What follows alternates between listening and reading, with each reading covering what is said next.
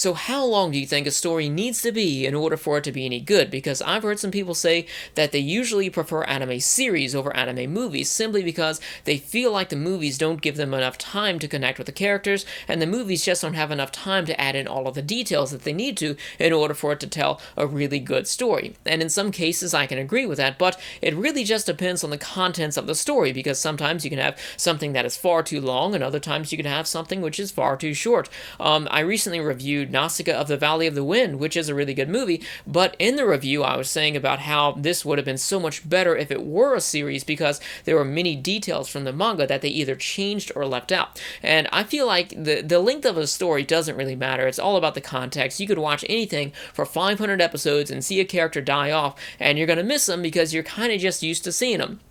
Yes, that was a One Piece reference. Anyways, today I wanted to talk about Tsukime no Ie, which is easily one of the most beautiful and heart-just-moving experiences that I've had in such a long time in anime. And I've known about this for quite some time, but I've just never known how to go about making a video because I wanted to do a top 10 or a top 20 short movies list or short films list in anime because you just don't hear about too many of them. People don't usually talk about the anime short films, but Tsukime no Ie is a 12-minute powerhouse of emotions. There's not even dialogue here. It's totally silent. Of course, they have the background music, but there's no dialogue whatsoever.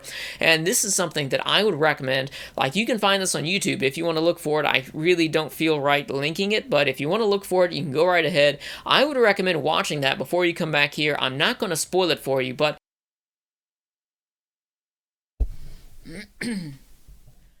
yeah, I kind of spoiled the hell out of it. I just feel like even if I talk about it, your experiences, it might be a little bit less, because this has been a movie that I would just link to people. It's kind of like a feel bomb. You just link it to somebody, and it's short enough, they see it's 12 minutes, that they just watch it without a second thought. If you were to link somebody a movie or a series, fat chance of them sitting there watching that for like several hours, but 12 minutes people can do. So I link this to people, and they come back like, Bob, what the hell, man? I'm over here crying now. It's a really powerful story, and it just hits people and just pulls in their heartstrings. So basically, it's a movie or it's a short film where there's this old man in this little cabin that appears to be floating on top of water, and you have other cabins that are on top of water as well. And he's just in there. He's eating food. He's watching TV, and you can notice that his wall is filled with all of these family photos until you see that the water is starting to rise, and he starts to like go to the roof of his building to start building another tier of this little cube on top of it. And that's basically where they get the name of the movie from, the House of Tiny Cubes, because whenever the water rises, they go to the roof and they start building another cube to live in on top of that. But here we see that the old man drops his pipe down into this door that's open, just leading down to the next floor, the previous floor that has already gotten flooded. So he gets this this wetsuit, and he goes down there. He's scuba diving to get his pipe back, but it just falls all the way down to the base of the building.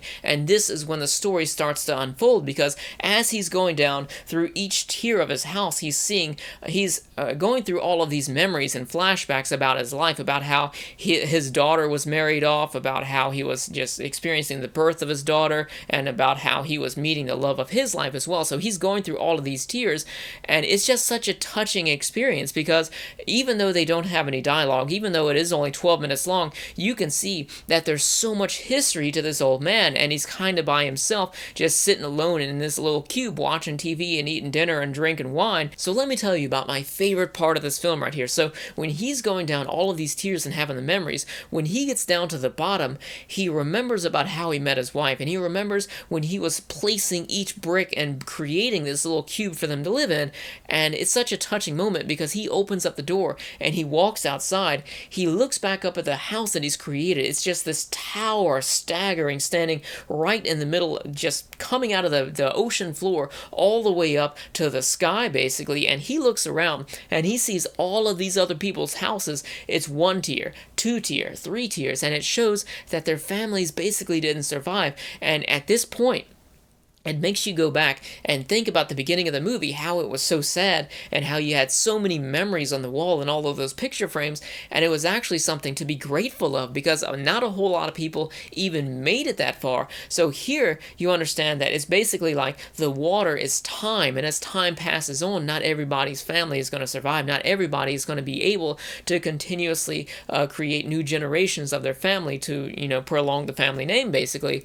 And you see all of these other people, and they only have one or two generations of their family there, and it just makes you think about life. It's a movie that makes you, it just puts you into this strong sense of retrospection, and I feel that way every single time I watch that movie. He goes all the way back up to the top cube that he built, and I should probably go back and actually negate the fact that I said that I wouldn't be spoiling any of this, because I wasn't thinking about it when I started the video. I just kind of started, and I didn't realize, like, it's so easy to talk about everything that happens in a 12-minute long video. But he goes all the way back up to the top cube, and he starts to eat dinner. And what we see that he does when he eats dinner is usually he watches TV, but this time he turns it off and looks at all of the memories on his wall, all of his family members and everything.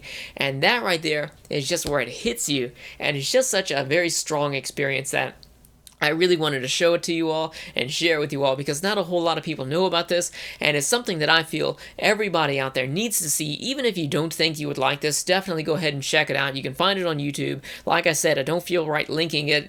There's always some sort of lurking copyright issue somewhere or another, but you know the name, you can search for it. But this is something that I feel is a must-see for anybody, not only because the story is very powerful, but because it also showcases that you do not need dialogue to have a good story.